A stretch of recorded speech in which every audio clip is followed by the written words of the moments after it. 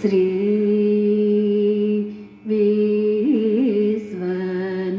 विश्वनाथं भजेऽहं श्री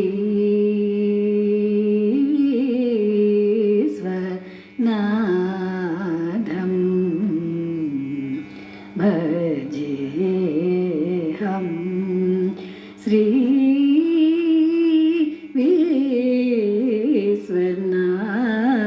विश्वनाथं भजेऽहं चतुर्दश भुवनरूपराग मालिकाभरण धरणान्तःकरणं श्री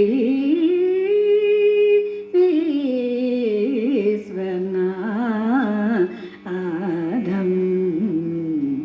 भजेऽहं चतुर्दश भुवनरूपराग मालिकाभरण धरणान्तःकरणं श्री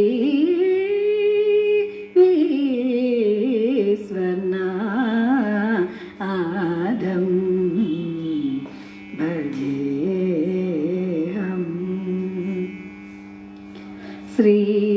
श्रीत्यजन संसार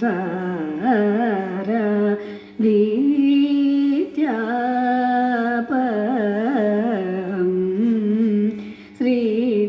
श्रीत्यजन संसार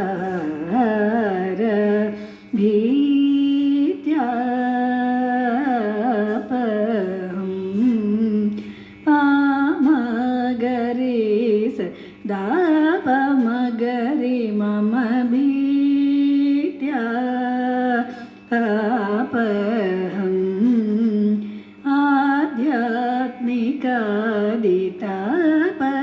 आध्यात्मिकादितापत्रयमनो भीत्यापहं श्री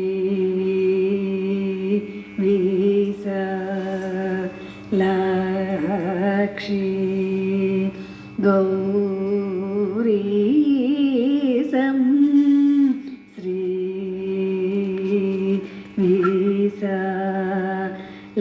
विशालाक्षी गौरीशं सकलनिष्कलरूप सच्चिदानन्दमय गौरीशं सरि गरि सरि मप सानि नि स द प म गरि गौरीशं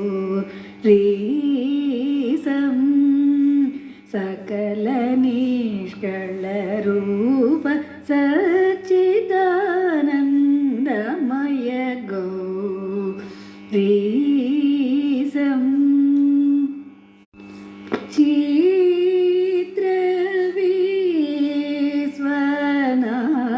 चित्रविश्वनाटक प्रकाशं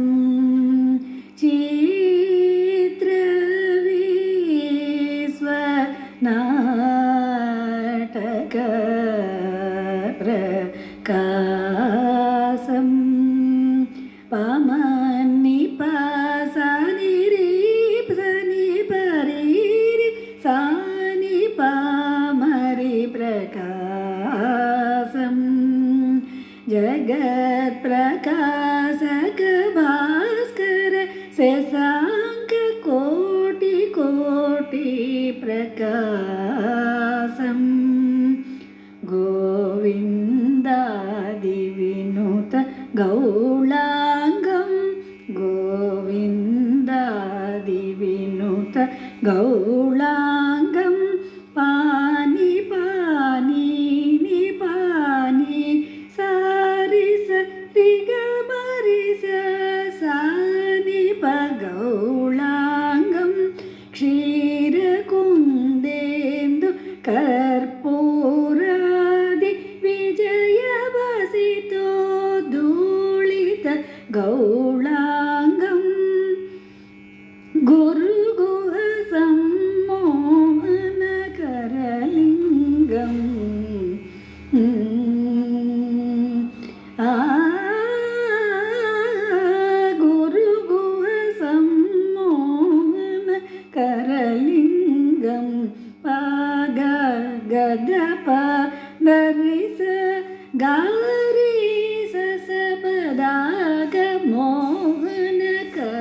लिङ्गं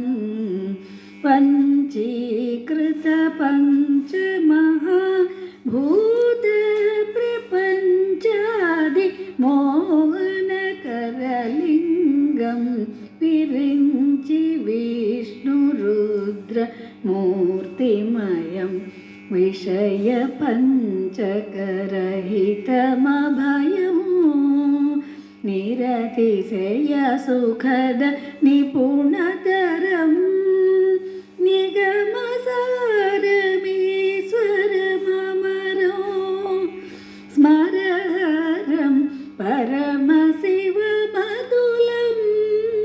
सरससदय हृदय निलयमनिशं श्री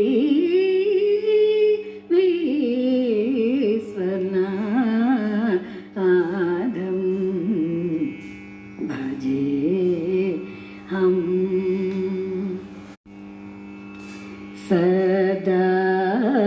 शिवं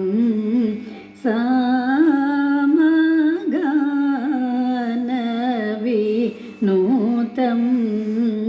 सदा शिवं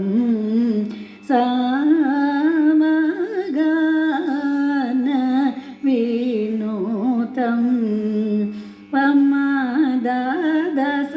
पमदादसादपाप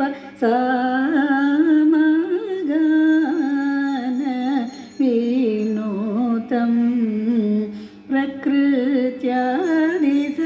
प्रकृत्यादिसप्तरूप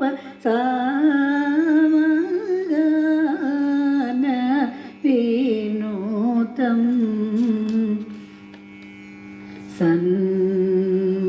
सन्मात्रं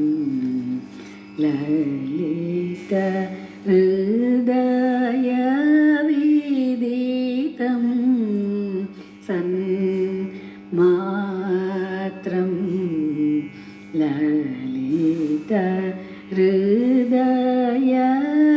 ललितहृदयविदितं दामगरे सनिधमललित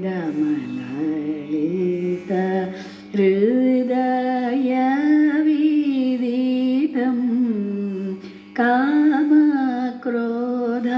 कामक्रोधादिरहित ललित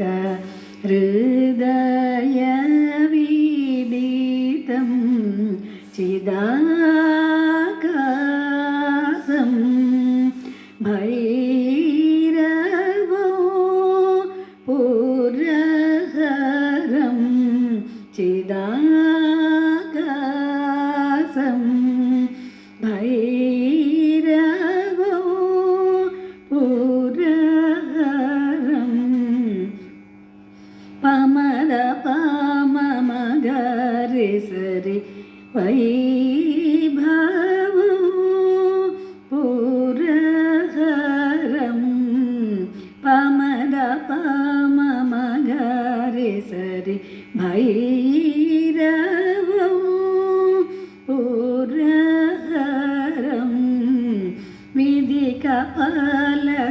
विधिकपालत्रिशूलधर भैरवो पुरहरं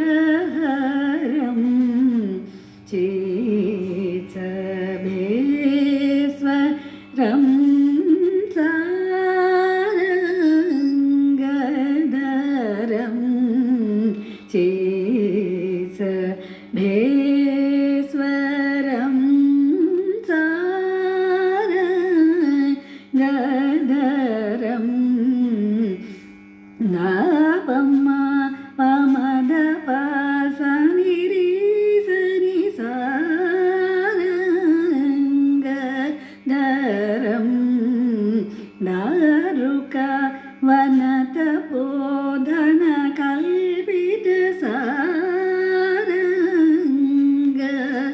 वनतपोधनकल्पितसारङ्गधरं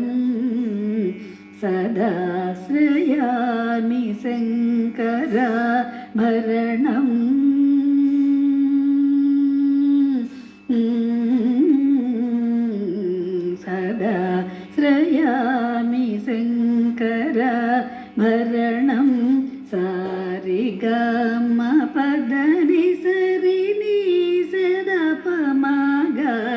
दापशङ्कर भरणं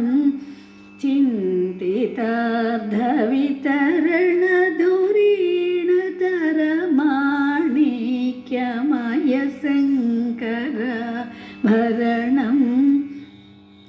सद्गतिदायकाम्बोजचरणम्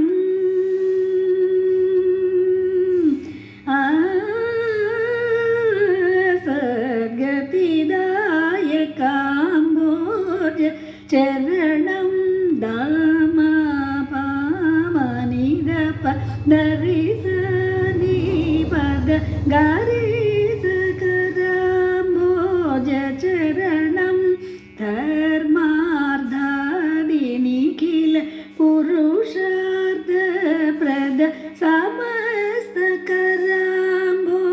समस्तकराम्बोजचरणं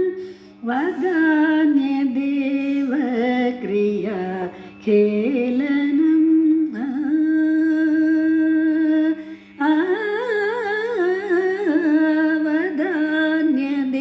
वदान्यदेवक्रिया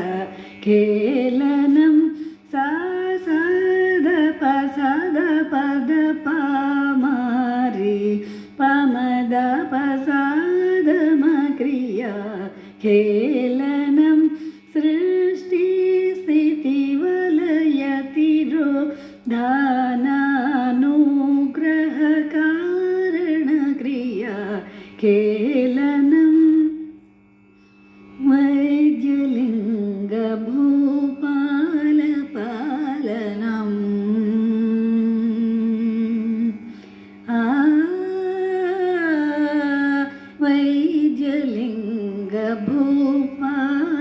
वैद्यलिङ्गभूपालपालनं सरिगपगदप सदा दगरि सदा पगरि सग भूपालपालनं श्रीपुरनिरुतिभा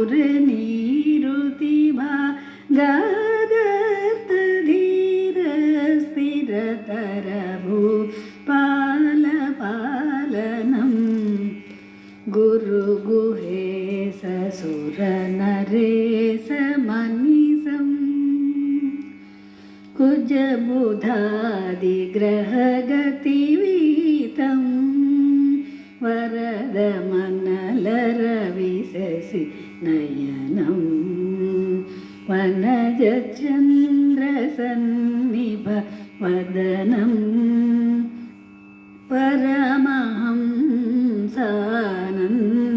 परमहंसानन्दनर्तनं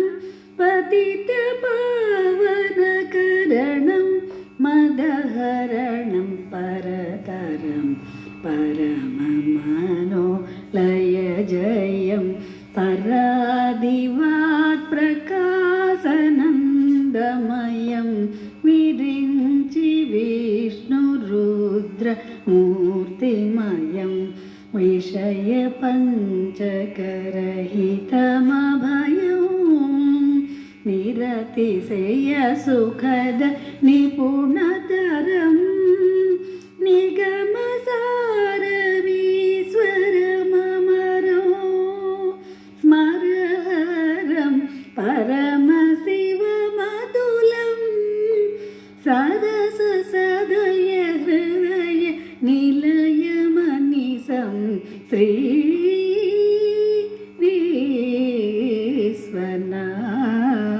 विश्वनाथं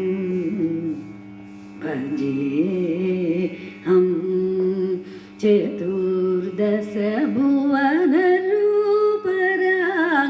मालिकाभरण धरणान्तःकरणं श्री